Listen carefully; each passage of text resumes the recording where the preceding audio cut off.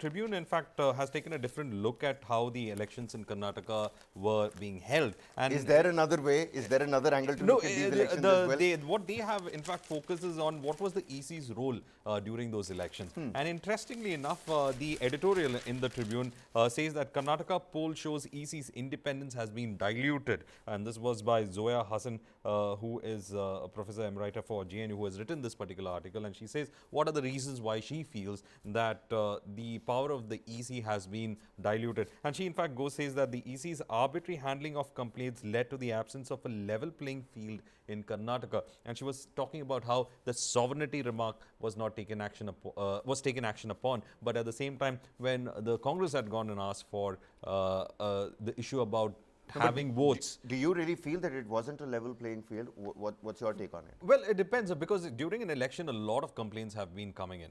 And we've heard so much during the Karnataka elections yes, as well. Yes, and we had, in fact, we had a former EC on our show who was also telling about how the EC officers or the observers on the ground and the officers at a very local level should be empowered to take immediate action. For example, removing an unwanted post, taking action if there is a wrong, precedent that has been created. Most of the violations that she's highlighted in the Tribune's editorial is with regards to the model code of conduct being violated in many places, especially when it comes to campaigning. And she, according to her, it looks like, well, the EC did not take any action. So if anyone is interested in that, in fact, editorial that is there, which is on the open page, you can, in fact, take a look at that. Sudha, very quickly, I have a quick question for you. Priya Chauhan in the comment section says, Congress party is now in a dilemma because they have two swords in one sheath. Now, does this analogy work, this idiom work better, or does the one ship two captain analogy work better over here? Is it a one ship two captain situation or two swords in one sheath situation?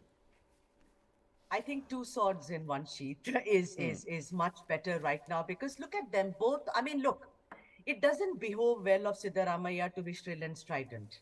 But the other one is doing it, and he said, like initially, he said that he was just informed that Siddaramaiah will be the chief minister. He wasn't consultant. There was no consensus on it.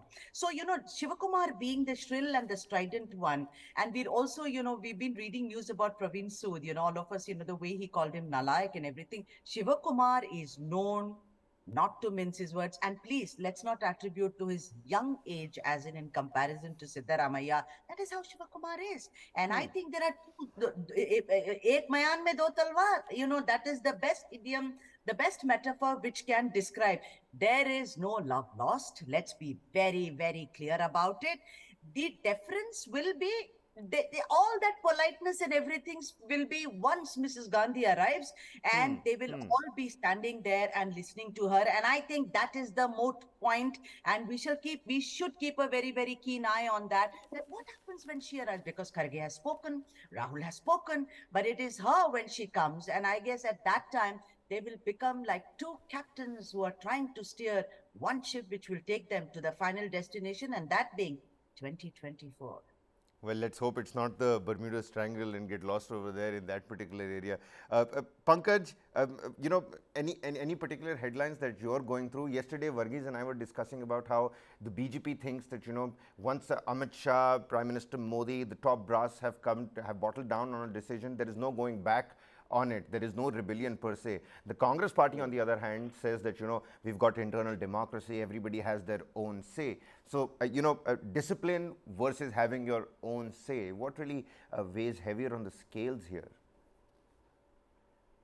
Well, as I had mentioned yesterday also, Kabir, it's to a certain extent a good problem to have as far as the Congress party is concerned, and the choice between two of its best men to lead the party in a particular state, which it has just captured the mandate wholeheartedly, is something that any party would want to have. At best, as of now, the developments that we have seen, it doesn't come across to me as any sort of disciplinary issue here. Both Siddaramaiah and DK Shivakumar have been very conscious, very careful in what they say, and they are not at least throwing any tantrum as far as the leadership of the party is concerned. There you have both the pictures of gentlemen Sidda-Ramaiah and DK Shivkumar greeting the party chief with bouquet. Obviously, the situation might be different. Both of them are, staking their claim, but rightly so. Why not? As I said yesterday also, to be an aspiring candidate, to be a motivated party worker is what you need in politics. And if you are there, then why not go the whole hog and try your luck out, but in a very careful, in a disciplined manner. What I was listening to Sudhaji also, and she made a very good point about 2024. What I believe, Kabir, as I woke up this morning, and as most of us, must have seen in their part of vicinity, wherever they live in Delhi and Noida and adjoining NCR regions, it is a cloudy day today. I mean, overcast day. And unlike the heat that we saw yesterday outside, many journalists, Kabir, who are out there in the field, including that of TV9 Bharatvarsh and News9 Plus, they also felt that it was difficult to say which heat is more excruciating, the one that is usual in Delhi or the other one within the Congress, because time and again with meetings after meetings, nothing was exactly coming out. And earlier in the day, we thought that the matter would be resolved soon, but it did not come to any fruition. Let's hope that happens today. It's overcast, and if it rains, I hope it rains and pours for Congress as well. But talking about 2024, yes, you mentioned, Kabir, the headline that I'm picking up today from the editorial page of Indian Express by Pratap Bhanu Mehta, and he has, in my opinion, hit the nail on its head. If you look at the bigger picture as far as 2024 is concerned, then this particular aspect of the election victory in Karnataka, could it be integrated towards a major win